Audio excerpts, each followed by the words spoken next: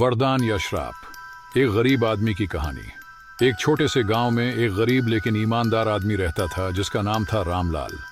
वह अपने परिवार के साथ एक छोटी सी झोपड़ी में रहता था और मजदूरी करके अपना गुजारा करता था। उसकी पत्नी मीना और 2 बच्चे थे जिनकी ज़रूरतें पूरी करने के लिए वह दिन रात मेहनत करता था। लेकिन फिर भी गरीबी और कर्ज का बोझ उसके सिर पर हमेशा मंडराता रहता था। रामलाल का जीवन बहुत कठिन था। उसके बच्चे स्कूल नहीं जा पाते थे क्योंकि उनके पास फीस भरने के पैसे नहीं थे। उसकी पत्नी बीमार रहने लगी थी लेकिन इलाज के लिए पैसे न होने के कारण वह कुछ नहीं कर पाता था। रामलाल हर रात सोते समय सोचता था कि काश उसकी जिंदगी में कुछ बदलाव आ जाए।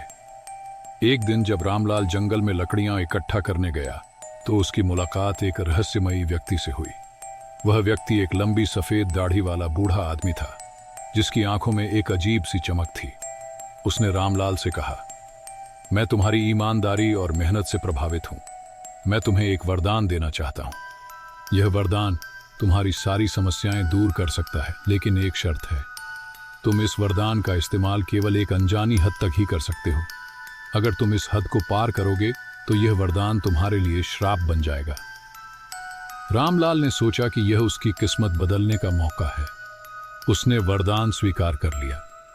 बूढ़े आदमी ने उसे एक छोटा सा पत्थर दिया और कहा, जब भी तुम्हें कुछ चाहिए इस पत्थर को हाथ में लेकर अपनी इच्छा मन में दोहराना। तुम्हारी इच्छा पूरी हो जाएगी। शुरुआत में रामलाल ने वरदान का इस्तेमाल बहुत समझदारी से किया। उसने अपने परिवार के लिए खाना, कपड़े और एक छोटा सा घर मांगा। उसकी जिंदगी में खुशहाली आ गई और उसका परिवार खुश था। उसकी पत्नी का इलाज हो गया और उसके बच्चे स्कूल जाने लगे।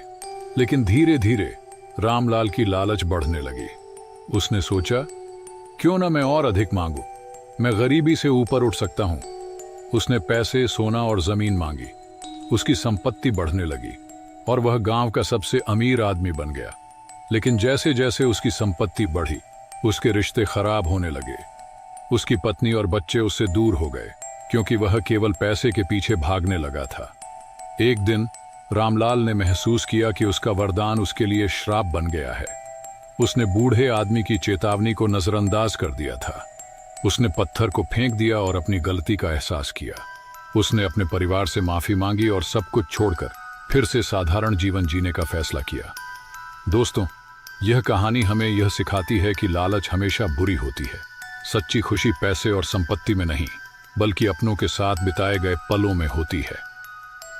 अगर आपको यह कहानी पसंद आई हो तो हमारे YouTube चैनल सच्ची कहानी को सब्सक्राइब करें और बेल आइकन को दबाएं ताकि आप ऐसी ही प्रेरणादायक कहानियों से जुड़े रहें। हम हर हफ्ते नई और मज़ेदार कहानियां लेकर आते हैं। मैं भगवान से प्रार्थना करता हूं कि आप और आपके माता पिता हमेशा खुश रहें। तब तक के लिए राधे कृष्ण।